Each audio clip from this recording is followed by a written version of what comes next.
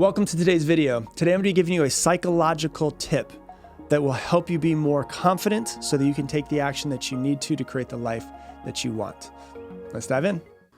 Today, I'm going to be talking about something called Enclothed Cognition. And if you can really understand this, you can understand how to start to change your own personal self-belief. And to start off, I'm going to tell you a story about a study that was done that kind of works with this perfectly. It's a study that was done on children that were between the ages of 4 and 6 years old. And it's what's now been termed and coined as the Batman effect. And basically, this is the way that it worked. They took 3 groups of children, and they basically had them do these different types of puzzles. So some of them were just puzzles. Some of them were they had to, go in and try to unlock something with a bunch of different keys when none of the keys actually worked. And they had the 3 different groups. And it was basically these hard tasks for children to do.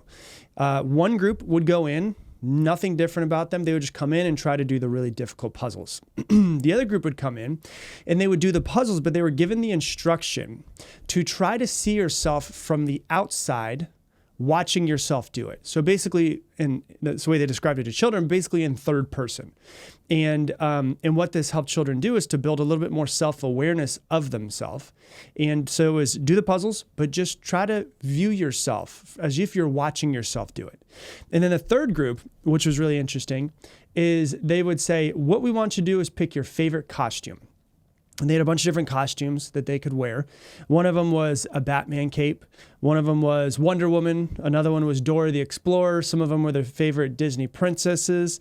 And they could wear it and then go do the puzzles. And that was it. They would just pick an outfit and they would just go do the puzzles. Well, group 1, the group that was given no instruction itself to do the puzzles, did the absolute worst. They did not put as much effort in. They gave up sooner. Group 2, which is the act of self-distancing and watching themselves do it, they did 13% better and worked longer and were more diligent than the first group that just went in and did it. Because as they looked at themselves from the outside, they went a little bit further because it's almost as if somebody was watching them, right? And then group 3, which we're told just pick an outfit, an outfit, did 23% better than group 1. They were more resilient. They were more diligent. They didn't want to give up as much. And what's really, really interesting is that group 1, the children would give up pretty quickly. And they would speak to themselves because children speak out loud a lot of times. And their self-talk is usually spoken out loud. Their self-talk was something like, I can't do this. They would say stuff like, this is too hard. I'm not smart enough. I'm not old enough to get this.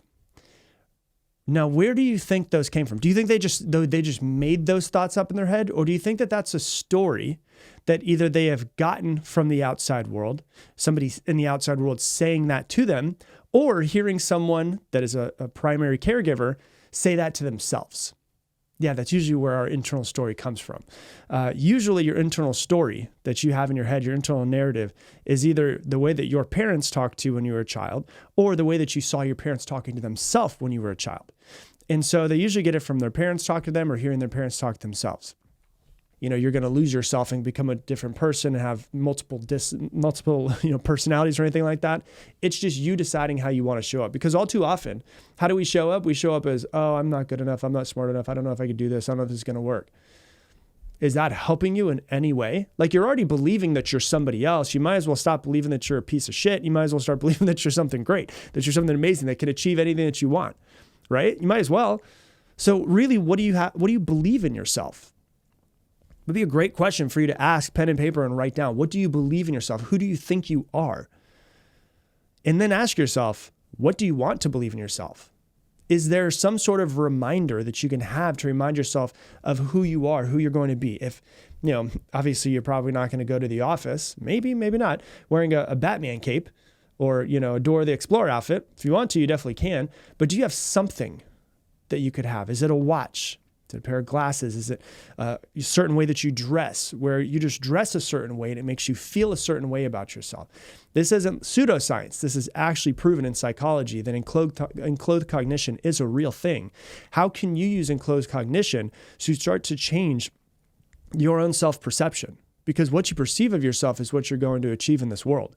If you don't think that you're good enough, if you don't think that you can achieve things, I guarantee you will not. But if you start thinking of yourself a little bit more highly, you dress a little bit better, you make sure you go through your morning routine, you make sure you take your shower, you leave the house in a certain way. It's just something you really need to think about. You're going to show up differently in the world. So if you try it out, let me know. Send me a message on Instagram and tell me how it's worked for you when you start to try it out for a week, 2 weeks, 3 weeks. That's all I got for you on this episode. If you love this episode, please share it on your Instagram stories and tag me in it, Rob Dial Jr. And also, if you love this podcast, you're definitely going to love Mindset Mentor Plus. It is something that I'm launching very soon to help you integrate every single one of these episodes into your lives. Each episode is going to be coming with detailed worksheets, multiple pages, thought-provoking journal prompts of how you can take this episode, journal through it, work through it in your life, and then also targeted assignments based off of exactly what it is that we teach, so you can take this and put it into your life. There's also going to be exclusive question and answer sessions with me. There's an entire community that will be Mindset Mentor listeners that you're a part of, that you can connect with, and all for probably way less than you spend on coffee each month. And the founding members are going to get a 25% discount. So to sign up for the waitlist, to be the first to get notified, go to mindsetwaitlist.com to learn a little bit more about it and to sign up for the waitlist. And we will actually email you first before it is announced in the podcast so you can get a discount. Once again, it's mindsetwaitlist.com. And with that, I'm going to leave the same way I leave you every single episode. Make it your mission to make somebody else's day better. I appreciate you, and I hope that you have an amazing day.